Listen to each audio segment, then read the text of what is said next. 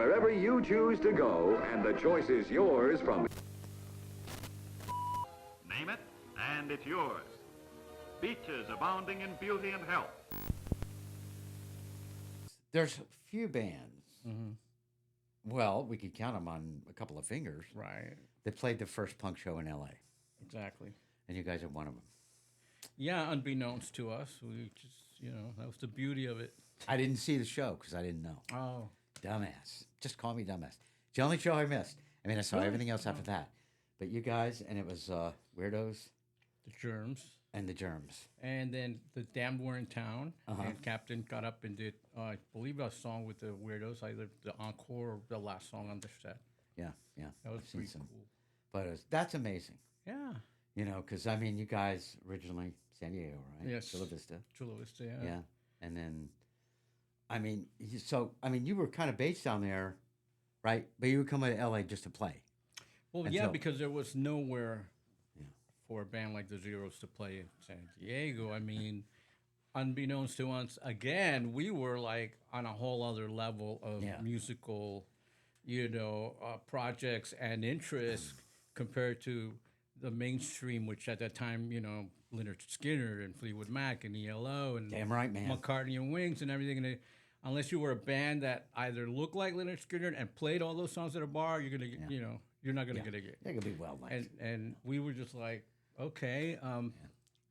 We practiced a lot. We did get a rehearsal space, and we religiously practiced 2 days a week, a couple hours a day, and we got really tight. So that helped us the moment we played in L.A. Yeah. About a year later, but. Yeah. But Javier had already written many songs, Javier Escobedo. They were really great. Wimp and Don't Push Me Around and what have you. Yeah. But we rehearsed them a lot. Then we went to the studio and did a 5-song demo. And he would drive to L.A. from Chula Vista to the Capitol Records parking lot swap meet. Oh, my God. Oh, of course. Yeah, and I believe he either ran into Peter Case or Paul Collins, one of the two, who had originally put that first punk gig together at that little theater. Yeah. And what happened was they decided to not play, and they were going to kill the gig. But Cliff Roman from the Weirdos said, we're going to keep this thing going, and he picked up the gig.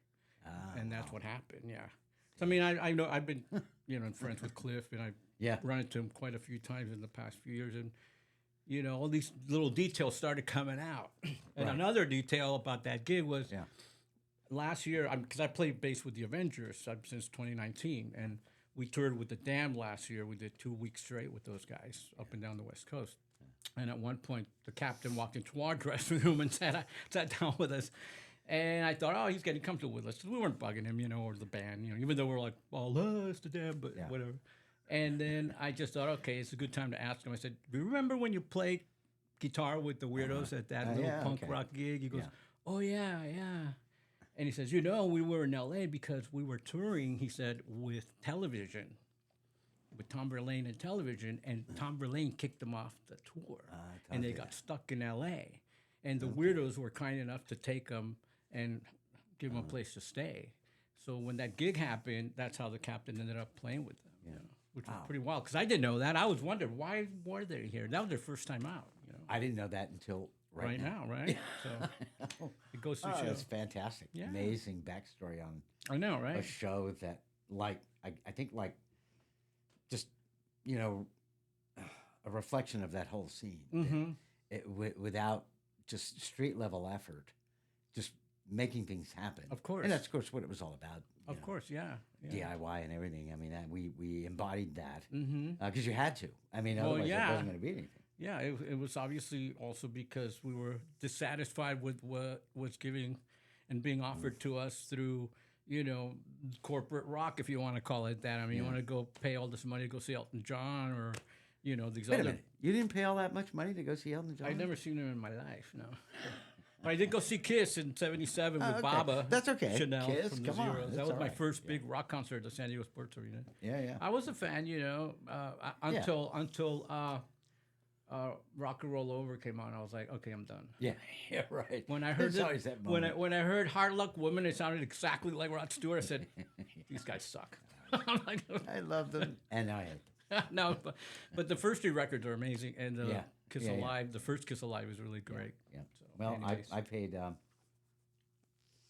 $75 to go to get a 6th row center seat to see Led Zeppelin Oh wow, in '77. nice. Now this is already after the big change Oh yeah. had happened, and I remember driving to the Forum from Van Nuys. Oh wow, yeah. Living at the time, and it was, there were a lot. You could tell it was crowded, not just normal crowd, but they were going to the Forum Yeah. to see Led Zeppelin, and parked 10 miles away, get in there, and I had to kick a guy out of the seat. And I didn't physically kick him out. I just but he was "That's my in the seat." wrong seat. He just looked at me, and he got on the ground, and he started to make weird noises. Oh and my he just sort of God. slithered away, and I'm like, whatever, Oh. because I didn't know why I was there at that point.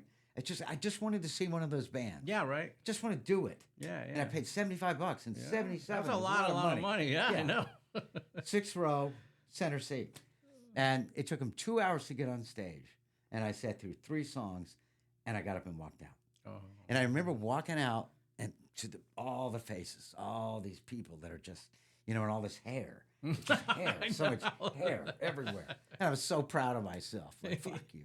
Yeah, You right. ate shit. I'm out. You're done. Dinosaur, no. And I Right. walked out. And, of course, my mother was a big fan of Led Zeppelin. Oh wow. Naturally. But this is when all that started. We brought stuff with us. Yeah, of course. David Bowie and T-Rex. Oh yeah, of course. I mean, what do you guys? I mean, you guys. But tell me about it. But you guys are really into music. You knew your Oh shit. yeah, yeah. I mean, speaking for myself, I discovered music through my dad. He was a piano player back when I was 6, 7 years old, in the mid '60s, and he had a really cool record collection. I mean, he had anything from classical to jazz to Motown to rock, and some Mexican record and stuff. And out of curiosity, I was like always looking at the record covers first, and I want to play the records. And he would tell me, "Oh, don't put the records, don't touch don't put them on the record player," because he thought I wasn't going to be able to handle them. Yeah. So when he would go to work, and I would put the records on, and then course. my mom kept that little secret with me, which was very nice of her. Yeah, right, She yeah, said, yeah. "Just be careful with them," But that really piqued my interest in music, and it was like not the records you would expect. My dad had a record called "The Ages of Rock" by a pianist called Cy Coleman. Wow. And it was this crazy record. It was classical pieces, but it also had in the performance rock and roll drum, electric bass, electric guitar. And so it's this combination, along with playing Mozart like that, I was like, what the hell? Cool. Yeah, it was cool. It was really great. It was And then the other record was the Supreme's Greatest Hits. Okay. And I came to realize years later, that Dozier Holland, the songwriters, were just top of the line. I mean, they wrote some amazing No songs kidding. for Right. that girl group. Yeah. And then another one was Tijuana Brass, SRO. That Right, album. right. You know that album? Remember that? Oh yeah. Hell Where yeah. they're like on the stairwell it's a great record. And the thing that caught my ear when I first put that record was there's this one cut called the Mexican Road Race, and it starts with sound effects of race cars, brum, brum, brum, and then the song comes in. And as a kid, you're like, how did they do that? I know. And so that kind of stuff always great. interested me. And then finally, there was a soundtrack called Mondo Cane. It was this Italian weird documentary movie. I know that. Yeah. And my dad had it. And that one, the thing that caught my ear, that it starts with dogs barking. Sure. Yeah. The intro of that record's like, what? And I was like, what? How do they do that? I was like, that always, and I just got caught up with music at that moment, I mean, it's almost like just a storybook way to find and discover a fascination with Oh yeah, pop music and and the Beatles were around, but I wasn't a Beatles. I was a kid, right. that wasn't even in my, vision. But you came to it that way, and that way Eventually, it seems, yeah. Well, it seems like to me you go through it like you did. Yeah. And you're already kind of plugged into these things that are not conventional. Right. And that are different in it, and that's just going to spark interest. I mean, tell me if I'm right or wrong. Right. To kind of like keep following that path. Yeah, Like, yeah, what explore else is like different interesting? things. Yeah. What else is unknown? What else is weird? Yeah, yeah, and eventually, when I got to be about 11 years old, my mom and my dad separated. My dad ran off, and he populated all of Southwest all by himself, you know. But, anyways, that's going to be a Netflix miniseries in the future. Good job, Dad. No, I'm not kidding. I found out I have a half brother in Phoenix, Arizona, who's a piano virtuoso who got his degree in the university, Yeah. and the musical gene runs strong in my dad's loins because then I have a sister I found out about in Long Beach who's a violinist in an all-girl mariachi band. Okay. And my dad's granddaughter is a guitar player who can rip Stevie Ray Vaughan like nobody's business. That girl can play. Well, it sounds like your dad should have had more. Well, I think it probably did. They haven't come out of the surface, you know, to the surface. Yeah, I know. They will. He was doing the music. He was doing music lovers a great service. Seriously, yeah, and yeah, if you look at it that way, yes. Yes. Because my brother's a musician too.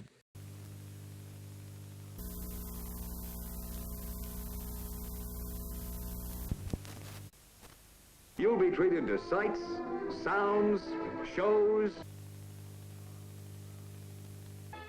Polo, long a favorite in Southern California.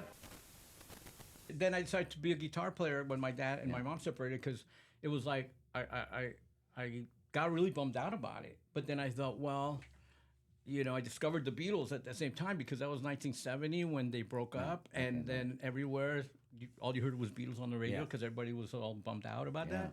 And so I couldn't escape that music. And I remember at one point I was like, I've heard these voices before because in the 60s I used to watch the Beatles cartoons, but not really focus on the music. And then I realized, oh, wait, I know this voice, these voices. And then I got into them. Yeah. And I was like, I want to play too. And then I realized I escaped my family dysfunction situation by wanting to play guitar and be in a positive spot, you know, and there's like music became my therapy and my, you know, go-to place to not end up, you know, behind an alley somewhere with walking with just socks in my feet, you know. With all the rest of us, had we not had the same exact experience, right, you yeah. know? And that's how I got into being a musician, and then I religiously picked up the guitar, and we didn't have any money. My aunt had a $20 Mexican guitar that you bought at the border when you crossed over to the U.S. She let me borrow it, and then I learned how to make chords. It took me a few years, and on top of that, I play left-handed, and I had the strings upside down, and I didn't know any better, you know, just kind of. Yeah, that's how you had to do it. Yeah, and then a few years later, I got this little music book, how to make chords, and it said, you know, like how the strings were set up, and I'm like, oh, I'm playing it wrong, upside down. And I was like, well, you know, it's sounding good. I'm not going to worry about it. And then there was a free guitar class in a community center in Chula Vista, so I went down there. And the teacher was sort of a young guy, kind of hippie guy. And I told him right away, I said, well, you know, I'm left-handed, but the strings are all right-handed. And I said, should I switch them? He goes, no, man, you're just going to get more confused. He says, unless you're going to play jazz chords, I would see that. But if you're just going to rock and roll, just leave it alone. I said, okay, you're the teacher. Yeah. That was it. Right. Well, I mean, that's it's like, you know, when you said the guitar costs $20. Yeah. My feeling was, well, can you tune it? Yeah, right. Okay, perfect. Yeah, and know. even if you try, sometimes it's well, whatever. It's like I never bought a brand new drum set in my life. Right. Yeah. You know, everything was just the bin over here. I found the drum over there, and that's you me know, with the only thing I bought was heads. Yeah, you know, for the drum set, but everything else was just. And did anyone know the difference? Right. Nobody knew Nobody the damn complained. difference. Right. That's the thing. You know, when I mean, you guys were on Bump, and then we did one single with the Bags on Danger House. Right. Did anyone know? My drum set cost $35.22. Right. Nobody knew that. Yeah. Well, if you want a similar story, when I finally was officially in the zeros, I didn't have a bass amp.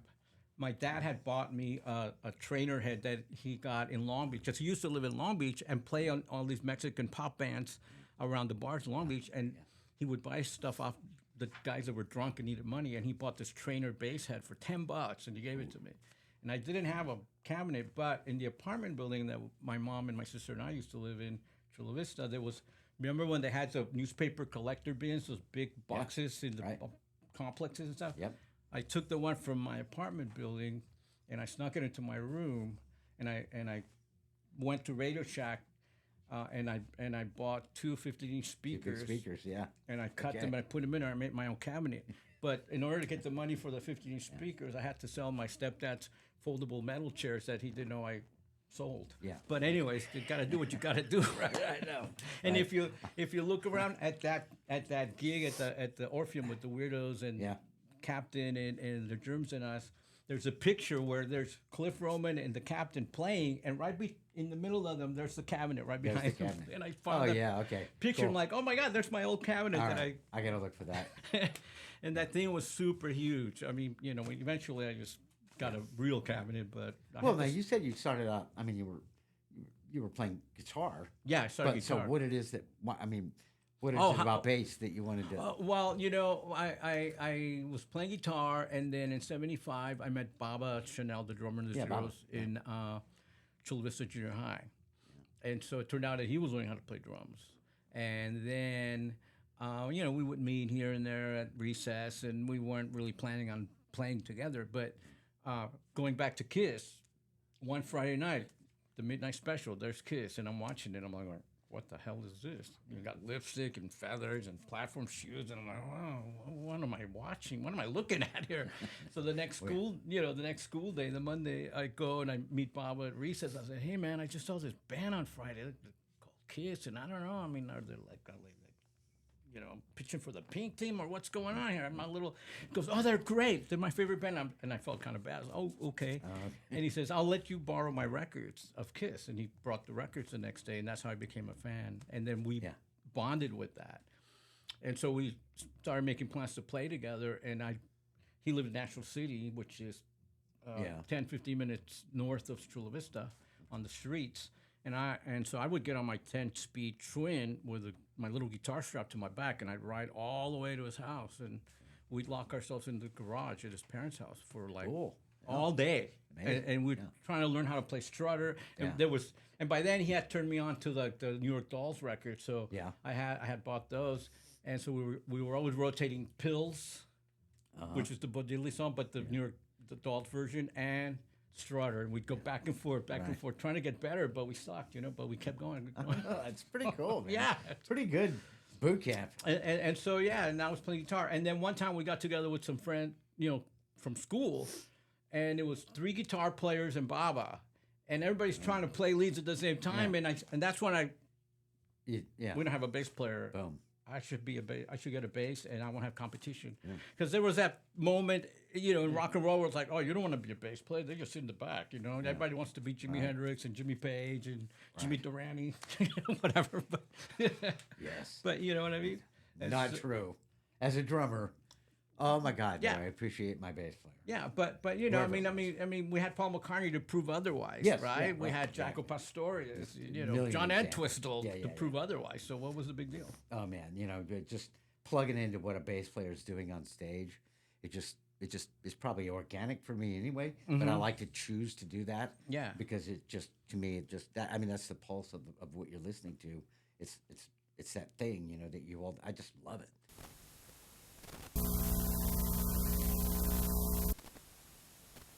So get in touch, your golden touch, with a Westinghouse touchdown holiday. And as for golf, well, there are more courses than you can shake a putter at.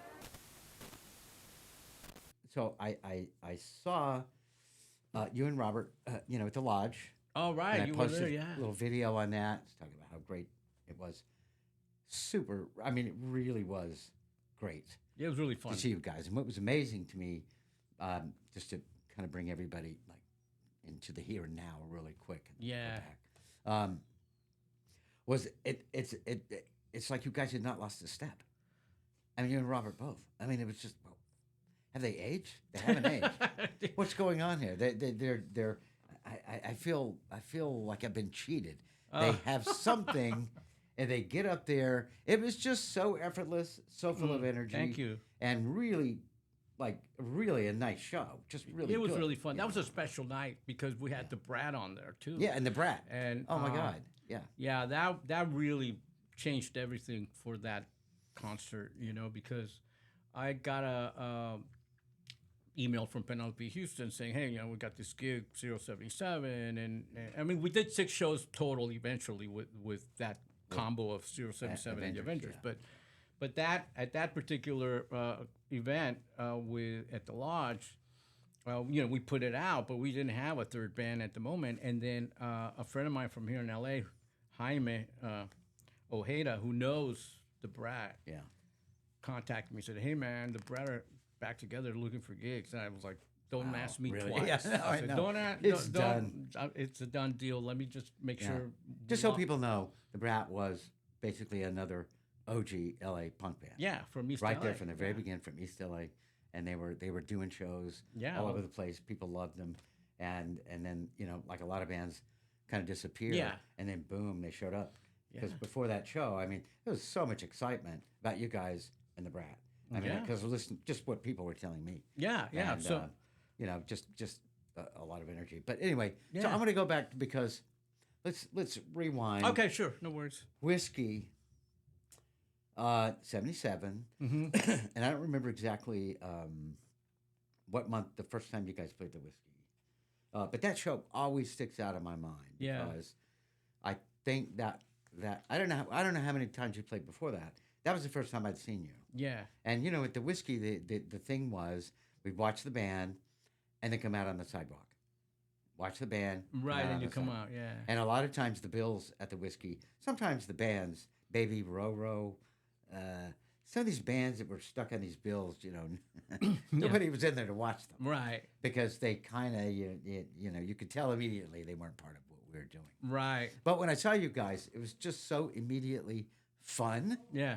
and impressive Oh, because you thank you. guys all seemed of Like same mindedness. mind. Yeah. like we know what we're doing. There was authority there, and that's what impressed. It's like the first time I saw X. There's just musical authority, and I thought, oh man, because I mean, you see all these bands coming from New York, Yeah. coming from London, and I'm like, I'm a big LA booster, and it's like that authority was really important to me to hear that kind of stuff. Like, okay, yeah, we're as good as anybody anywhere. We've got those roots. We've got that. You can tell Yeah. just by listening.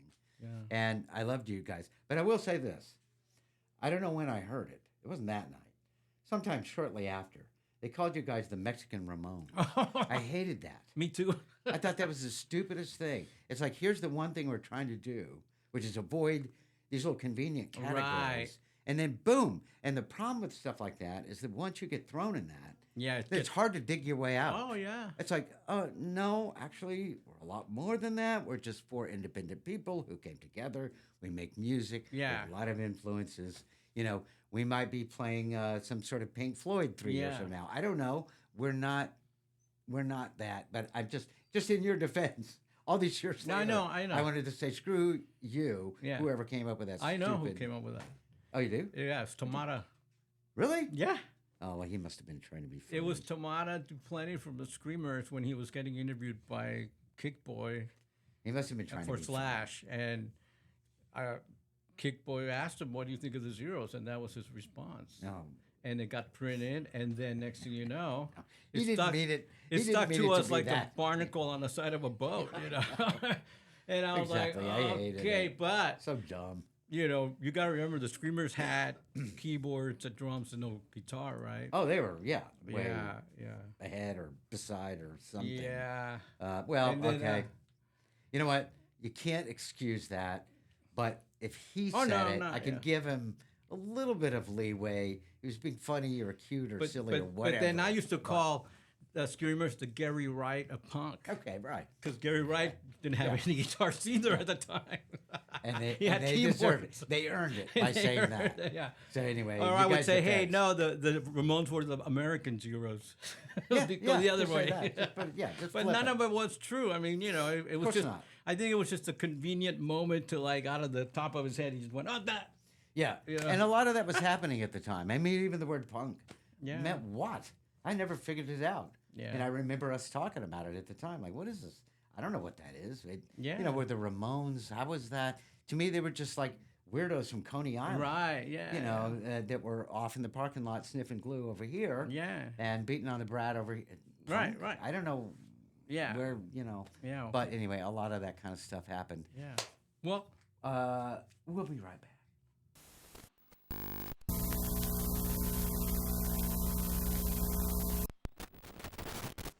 You say that's not enough? There's a fine cultural side, too.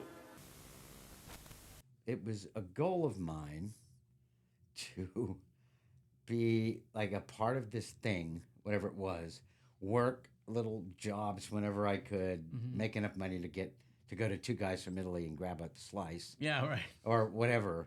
But what was so important to me was just the experience of it.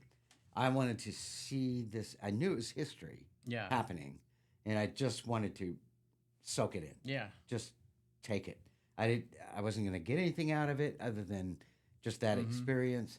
To me, that was special above all things. And so I tried hard to be like inside the in crowd as much as I could be. And so I'm there, Helen and Trudy and some of the people, you know, they were always, and it seemed like no matter, like at the original plunger pit, Right. which eventually plunger pad, and then it became the plunger pit. Right. An apartment in West Hollywood where everybody would hang out, and a lot of us were living, basically, sleeping on the floor. Yeah, like especially, you know, like the Zero State there many times because That was my point. That was my point, Hector. You guys were every single place that in crowd was meeting. It was amazing. You were so much a part of the core of everything that was happening. From there, and then we moved. Everybody went to the Canterbury Apartments in Hollywood. Yep. There you guys are. You know, just always everywhere. And you know, you were part of that fabric. Yeah. I mean, part of that original fabric of everything that happened. You helped make it happen by being on stage, but you helped make it happen by being such an active, you know, part of all of us, of the fans. Yeah, being interactive.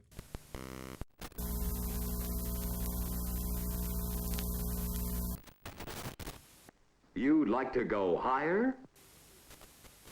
On New Year's Day, Pasadena says Happy New Year with the wonders of its famed Tournament of Roses. So the Zeros went along, and then what happened? Well, we were together from late '76 through about August '80, but I left the band in the spring of '78. I was living with my folks, going to high school, and then, you know, we had already become part of the LA punk scene by then. Oh, yeah. And I had a lot of friends in Hollywood, you know, and especially people that lived in the Canterbury. And I was a little dissatisfied at that time with the Zeros. And, you know, I would think about the punk scene in LA, and it was like punk rock Disneyland to me. I was like, man, everything's happening in LA, and it's fun, and my friends are there, you know, and the clubs are there. And I thought, maybe I can move up there for a while and feel it out. And I had no money. I didn't have a car. I was a kid. But one of the last shows that I played with the Zeros, and it was at the Whiskey before I moved up here, Posh Boy was there, you know, and I had already known him a little bit, and he came up to go, you know, F Word is coming together, and we need a bass player. And so a light went on my head. I thought, well, if I become the bass player, maybe I'll make a deal with him, and he can relocate me, and I'll be the bass player. And so I said, well, if you relocate me, that took me a couple of days to think about. But then I was like, I'll give him a call. So yeah, man, here's the deal. Move me to LA and I'll play bass. And the F Word, he goes, okay. He came down in his Pinto station wagon that you love and stuff. I didn't have very much, a bass amp, a bass, and a bag of clothes, you know, maybe 2 records. I don't know, and a little record player. Let's go, boom. And I moved into the Canterbury. Do you remember Rod Sargent at all? Rod? Yeah, he was a good friend. And there was a studio apartment right next to his apartment that was sealed up. It was closed up from the hallway. You couldn't go in through the hallway door. But his kitchen had a door that went into that apartment. It was a studio with a Murphy bed, just a little with a little bathroom. So I snuck in there. I squatted in that apartment. I would go in through Rod's apartment into that through the kitchen door, and I lived there for a while, a couple of months, and then the landlord found out. He was this African American gentleman who was a pastor or something. Yeah. And he was pretty cool though. He found out, and I went to his office because he wanted to talk to me. He goes, "Look," he says, "I know you've been staying there for free, but here's the deal: if you can help me repaint apartments when people move out, and do a little maintenance in there, you can still stay there." And I thought, "Wow, what a nice guy!" I said, Damn, that's cool. You got it. Yeah, hell yeah. So one of the first apartments I painted was Margot, who was in the Go-Go's. Yeah. The first bass player. When she moved out, I fixed up the apartment after she left. Oh my God. Oh man, that's excellent. Crazy. I didn't The know that. Canterbury was an amazing place It while was. I was there. I mean, Nikki Beat and Alice Bagg were a couple. They lived up on the 6th floor. Yeah. Pat, the bass player in the back, sometimes would go hang out with them. I'd go hang out with them, and Alice was on the bottom floor. yeah, and With then Shannon? down, and then there was Lorna Doom and Belinda Carlisle living roommates on the 5th floor. I mean, everybody was there. I was Chuck there with Wagon Jane was Weaver. living there. Yeah, you. Everybody was there, and it was a Geza, was Connie there. Clarksville, Sheila, Michael Sinatra, Michael Shakes- Sinatra. and we all, it was just this big community of punks there, and it was really cool. I mean, it was really fun. Yeah, it was really cool. I remember when Debbie dubbed. Yeah. Yeah. Debbie, yeah. Yeah. So we actually went there together the first night because Rod invited us over. Yeah. He was one of the first ones. Right. And so we're like, okay, we got to go check it out. And we go there, and of course, there's broken glass on the sidewalk, and it's just Hollywood at that time, which was just forgotten. It was off to the side. Yeah. Nobody cared. It was. I never felt like it was dangerous. It just felt. No, it wasn't. Just kind of like the end stage of whatever it had been for 60 years before that. Yeah. And then so we go there and we walk in the doors, in that big area, Yeah. and there was a dead guy, on the floor with blood, just that had been pulled out from his head. Man. So that manager had shot him Oh my God. and killed him, and there were LAPD guys, kind of similar to those guys that we saw just earlier, and standing aside and said, "What are you doing here? Why do you want to come in?"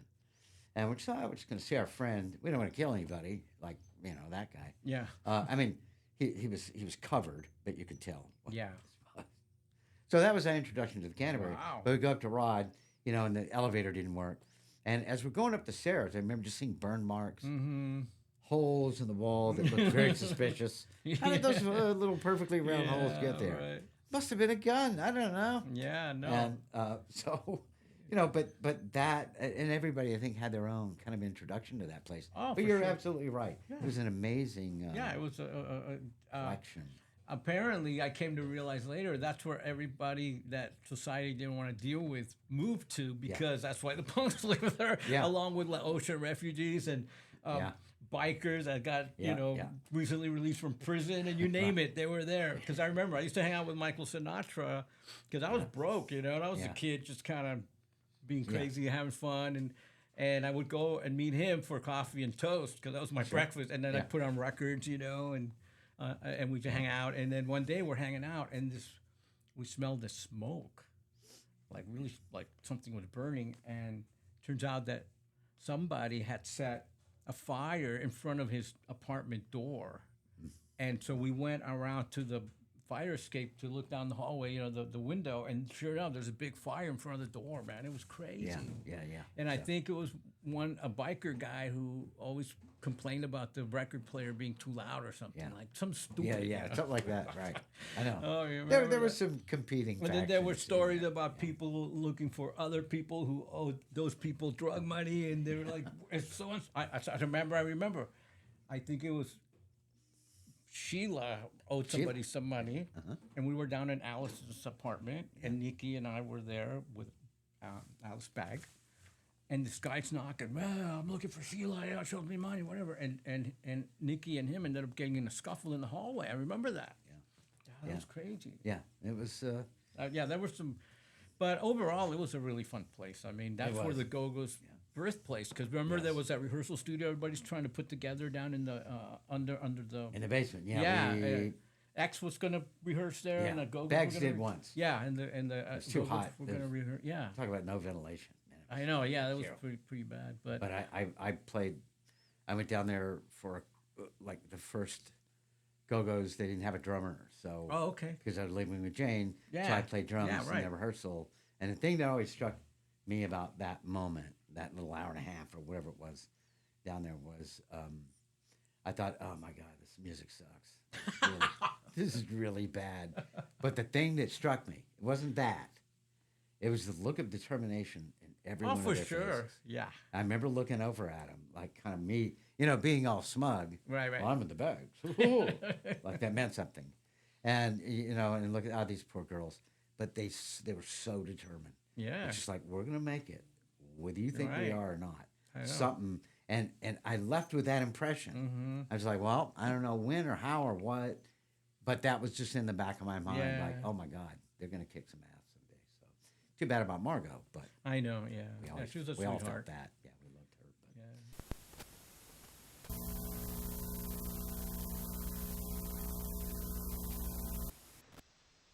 And hang on to your hat.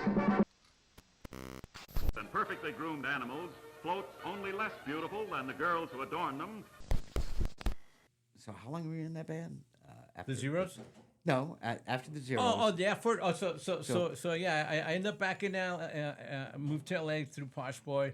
I meet Rick Ulrich and Dim Wanker, and we're like talking about getting the band together, and then we start doing rehearsals out towards Pomona out there somewhere. Oof. Rick lived out there in that area out there, And then we had this drummer guy named Dutch Schultz, who was a really Dutch. I remember that. yeah, remember he was all about the 1940s gangster look and everything, and I always thought, well, that's not very punk, but whatever, I'm just a bass player in this band. That's not my I know, thing, but we practiced and everything, and it was don't sound good, but at some point I was like, I don't know if I really want to, be in this band. I don't know, something about it just wasn't really kicking in with me.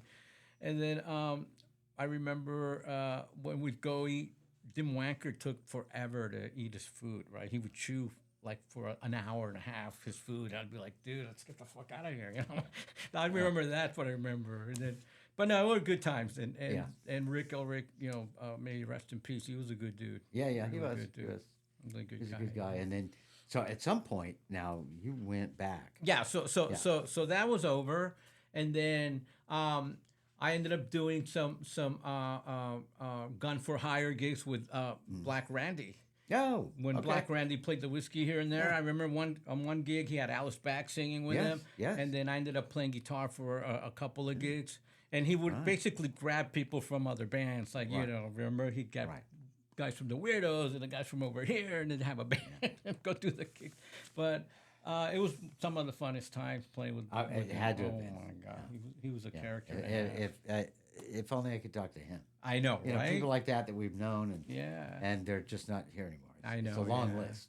Yeah, unfortunately, it is. Yeah, but so I played with him for a while, and then my dad was living in Long Beach, and there were a few times he would come up on the weekends, and we'd meet up for breakfast on Hollywood Boulevard, and he was like, "Oh, what are you doing up here? You should move back to, move in with me in Long Beach, and you can get a job." And he's trying to be Mr. Sure.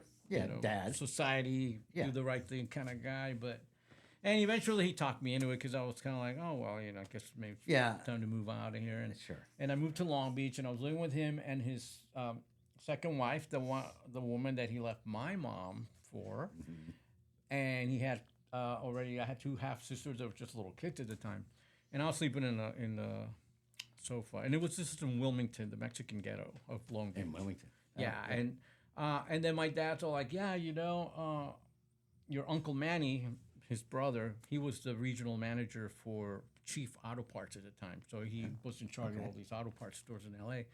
So nepotism came into play, and I got a job at Yes, you Chief got Auto a job. even though I knew nothing about cars. Right. But I joined the cash register and stocking the shelves and everything. Right, yeah. But Hey, it's a job. as soon as I started making money, my dad's like, well, you got to help me pay rent. And I was like, wait a minute. Can I say motherfucker? Well, you just did. I just said it. So wait a minute, man. I was like, you want me to help you support the family you left my mom and me for? What the hell? I was like, I got to get out of here. That There's was some it. discrepancies here. and there. I was like, They're just not working. it's time to exit stage left, man. And so then around that time, I kept in touch with Baba on and off. And then Baba finally said, hey, the Zeros got an offer to do a West Coast tour all the way to Seattle and back. Do you want to, rejoin the band? And I thought Robert was still part of it, but apparently Robert had just relocated to LA too. And so I even asked Bob, says, Robert still playing? And he goes, yeah, he's going to play. And I said, okay, well, let's do this, So I ended up moving back to San Diego and rejoined the band. And that whole experience should be a mini series on Hulu or wherever, because all this crazy stuff happened. I can imagine. I was 17. I didn't have a car. Yeah. No license. And then I told my mom, I took the Greyhound down there, right? And I said, I need to borrow the car. She had a 66 Mustang, right? I said, I'm going to go to Baba's house. Baba used to live 4 blocks from my house in National City. So I'm going to go hang out. And my mom says, here's $5. Get a loaf of bread and a bottle of Coke. So okay, And I went and picked up Baba, and we already had a plan. We drove all the way to Wilmington to get my shit. And then we had to go to Eagle Rock because I had a bass amp up there. At one point, I was playing with Dave Drive and Frank, when they had the LA Shakers, which became the Gears. Yeah. Shortly after that. And on the way up there, the car blew up. So anyways, that's a whole other story. Part 2. Part 2, oh my God. So I ended up back with the Zeros. And then Robert wasn't in the band.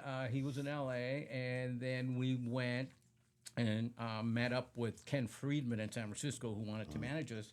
Yeah. And Ken had set up this little tour. We went, we played, I think we played with I can't think of the band name, but we did a gig here in LA, and then we went to San Francisco, then we went to Portland, and then we went all the way to Seattle, and then we backtracked and did some more gigs on the way back. Yeah. Well, right. And that's how we got back in the band. And then we were just a trio. Yeah. And on that trip, that was our 3rd time playing San Francisco since we had become a band. And so we thought, let's move to San Francisco. It's just such a cool town. Yeah, right. And the punk scene was really great there, Yeah, too. I mean, you had yeah. the Mabuhay, and then you had the Temple Beautiful, and you had 330 Grove, and then the Def Club opened up. There were tons of them. Yeah, and you had Avengers and the Dills, and you had the Kennedys were coming up, Mutants. Who else was around? Crime. Yeah. There were so many bands up there. Yeah, Ron Greco is a good friend of mine. Yeah. No. Yeah, I love Ron. San He's a Francisco. fellow lefty. Yeah, right. San Francisco was fantastic. Yeah. And I love the fact that it was so distinctly kind of theirs and different, from LA. Yeah. And there was, everybody always talks about this little kind of rivalry. But really there goes on. wasn't, But there wasn't any kind of thing like that.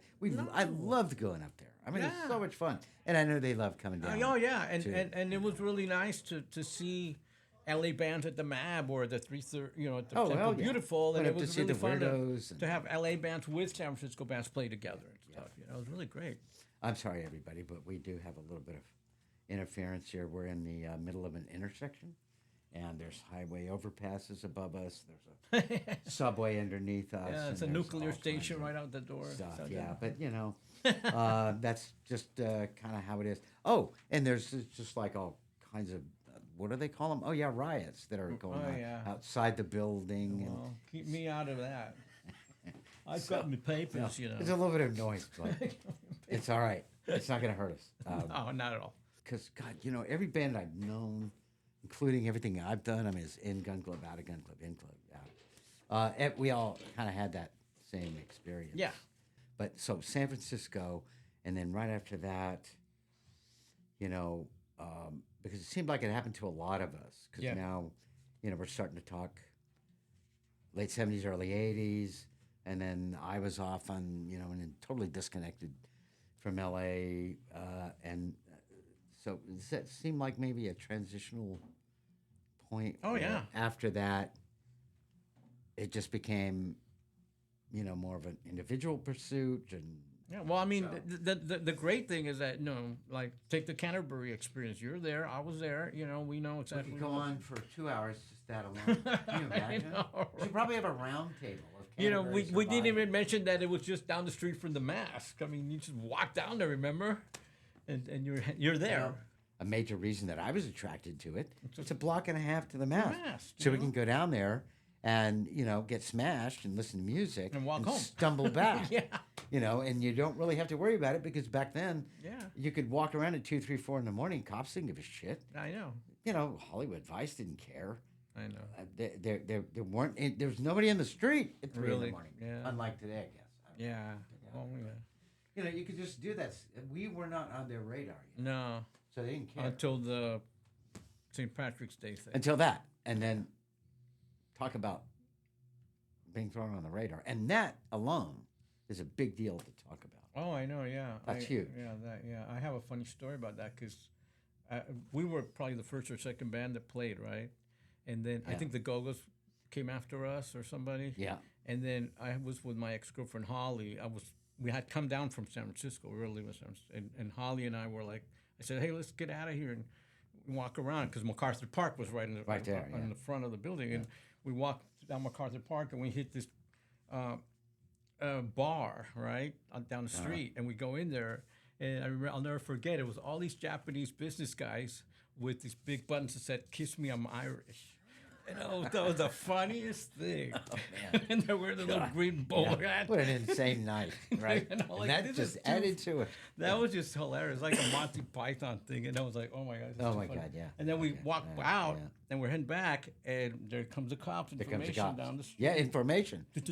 I was outside. Helicopters. Yeah, and then we got. It was crazy. Yeah, I was on the steps when they came through the front door. Yeah, so I watched them. Yeah. Beat the shit out of everybody, and that's when Lois and I weren't married at the time, but we just took off. Yeah. And I didn't know that building. We Yeah. found an exit, fortunately, way down at the other end. Yeah. Away from that intersection. Yeah. And went out that exit, and there were already a few other people standing there, going, just in shock, looking for. And then I saw a couple of other people running. It's like we escaped. But Yeah, no. then everybody met back at the mask. Cracked Yeah, all heads, beat up, stitches. yeah. All right, we'll get into that. Yeah. Whenever we do it, it's whenever we. Yeah, yeah. I mean, no, it's not like I'm like Elvis or anything, but if you're gonna Hey, I know. preserve it for eternity, you might as well have your hairs in place. Yeah, we gotta have a few things in place. Right. It's not like when we were 20, we were kind of Yeah, just God, whatever everything's goes, gotta goes. be right there.